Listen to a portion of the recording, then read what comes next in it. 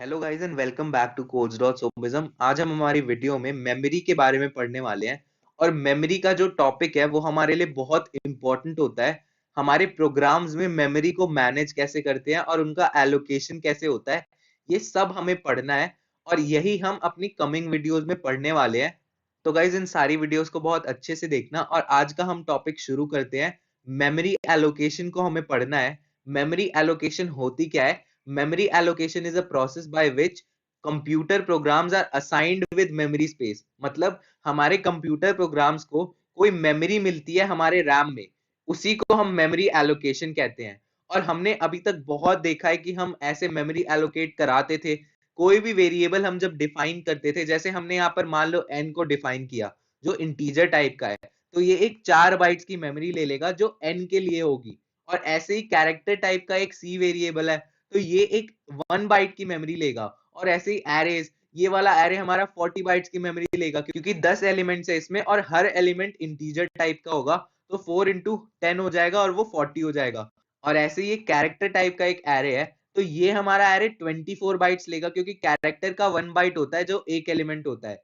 तो ऐसे ही हम मेमोरी एलोकेट कराते थे और इन्हीं सारी चीजों को हम और अच्छे से समझने वाले हैं।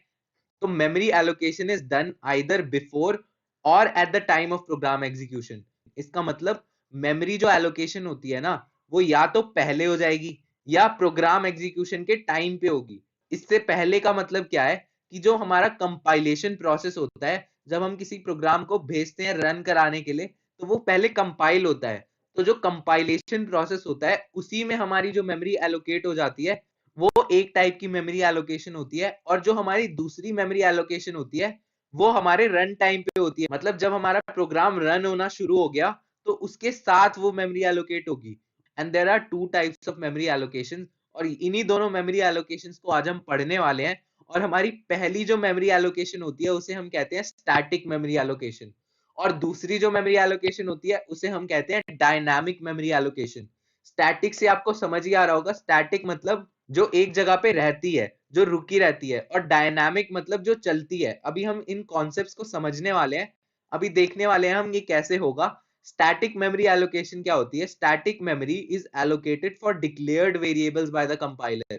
मतलब हम देखते आए हैं और करते आए हैं ये चीज, हम वेरिएबल्स बनाते थे, उन्हें डिक्लेयर करते थे, और जैसे ही हम किसी वेरिएबल को डिक्लेयर करते हैं तो उसके लिए एक मेमोरी एलोकेट हो जाती है जो हमारी स्टैटिक मेमोरी एलोकेट होती है।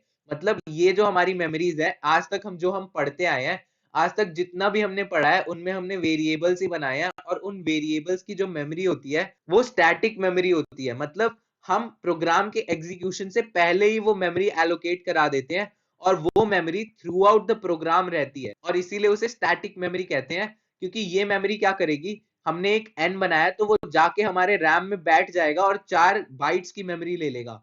वैसे ही हमने ये कैरेक्टर बनाया तो ये 1 बाइट की मेमोरी ले लेगा। वैसे ही ये एरे बनाया तो ये 40 बाइट्स की मेमोरी लेगा। वैसे ही ये str जो कैरेक्टर एरे है, ये 24 बाइट्स लेगा।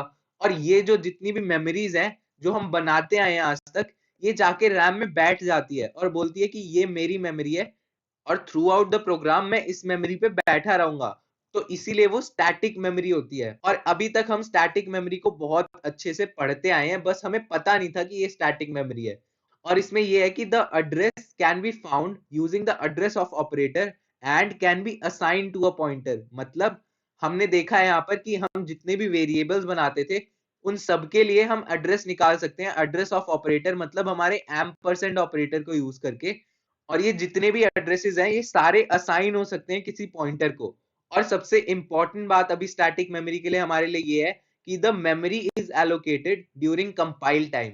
मतलब हमारे कंपाइलेशन प्रोसेस में ही ये मेमोरी एलोकेट हो जाती है। यहाँ पर हमने देखा कि memory allocation is done either before or at the time of program execution. मतलब ये जो स्टैटिक मेमोरी होती है ना, ये बिफोर द प्रोग्राम एग्जीक्यूशन मतलब हमारे कंपाइलेशन प्रोसेस में ही एलोकेट हो जाती है।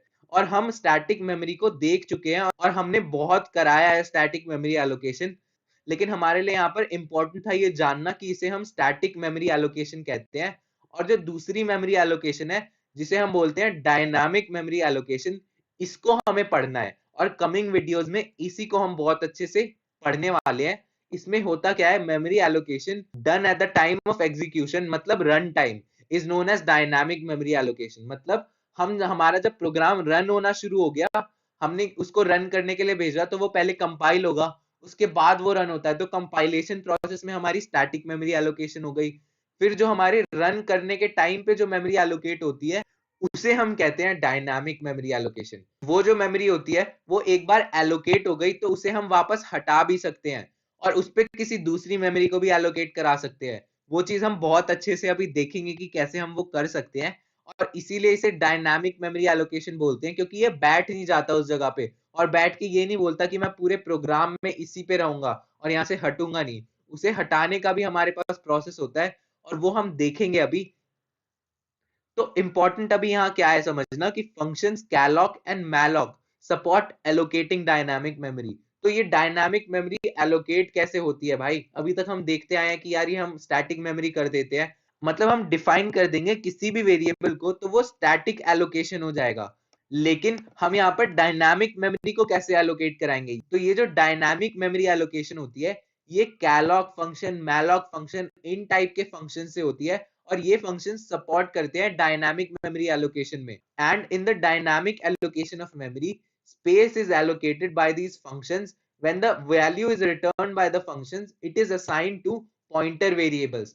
ये क्या बोल रहा है कि जब डायनामिक मेमोरी एलोकेशन होती है तो स्पेस कौन लेता है? स्पेस ये फंक्शंस लेते हैं और इन फंक्शंस की वैल्यूज जो रिटर्न होती है वो हमारे पॉइंटर में सेव होती है। तो मतलब पॉइंटर में हम असाइन कराते हैं। यहाँ पर मैंने एक छोटा सा प्रोग्राम दिखाया है जिसमें मैंने बताया है कि यहाँ पर एक पॉइंटर मैंने बनाया है, उस पॉइंटर में मैंने इस कैलॉक फंक्शन को यूज करके उसे असाइन कराया है। ये चीज मैं आपको बहुत अच्छे से अभी समझाऊंगा कि ये होती कैसे है। और यहाँ पर ये फ्री पी मतलब फ्री फंक्शन हम क्या कर रहे हैं, ये कैलॉक और फ्री ये दोनों रेड इसलिए हो रखे हैं क्योंकि ये दोनों एक फंक्शन है और इन फंक्शंस के बारे में भी हमें पढ़ना है। तो मैं ये सारी चीजें बताऊंगा, लेकिन उससे पहले आप ये चीजें जानो कि ये चार फंक्शंस तो हम पढ़ेंगे, लेकिन ये फंक्शन डिफाइंड होते हैं stdlib.h हेडर फाइल के अंदर। तो हम stdlib.h फाइल हमेशा इंक्लूड कराएंगे जब हमें ये फंक्शंस यूज करने हैं। और ये जो चार फंक्शंस हैं इन्हें हमें पढ़ना है और धीरे धीरे हम इन वीडियोस में इन्हीं फंक्शंस को पढ़ने वाले हैं। Malloc function, calloc function, free function और रीअलॉक फंक्शन। और ये stdlib.h हेडर फाइल में इंक्लूडेड है। तो आज हमने डायनामिक मेमोरी एलोकेशन समझा और अपने स्टैटिक मेमोरी एलोकेशन को समझा। और हमें मेमोरी एलोकेशन का डाइवर्जेंस समझना बहुत इंपॉर्टेंट था। और ये जो डायनामिक मेमोरी एलोकेशन है इसे समझना बहुत इंपॉर्टेंट है। स्टैटिक तो आपको पूरा आता है और आपने बहुत कराया है, लेकिन अब डायनामिक की बारी आई है और डायनामिक अब हम पढ़ेंगे अपनी कमिंग वीडियोस में। एक एक करके ये मैलॉक, कैलॉक, फ्री और रीअलॉक इन सबको मैं आपको पढ़ाऊंगा। तो गाइस आई होप आपको ये पूरी वीडियो समझ आई हो और मैं आपसे एक्सपेक्ट करूंगा कि आप लाइक करो और लोगों के साथ शेयर करो। ये जितना भी मेमोरी का आपका सेगमेंट होगा, जो भी पढ़ना चाहता है, ये बहुत इंपॉर्टेंट होता है और बहुत लोगों को मेमोरी समझ ही नहीं आती कि कैसे है। और डायनामिक मेमोरी एलोकेशन में बहुत लोग डरते हैं कि ये कैसे हो रहा है और क्या हो रहा है। इसीलिए आप बहुत अच्छे से देखना इन वीडियोस को और हम मिलते हैं अपनी नेक्स्ट वीडियो में। तो guys thank you and keep supporting.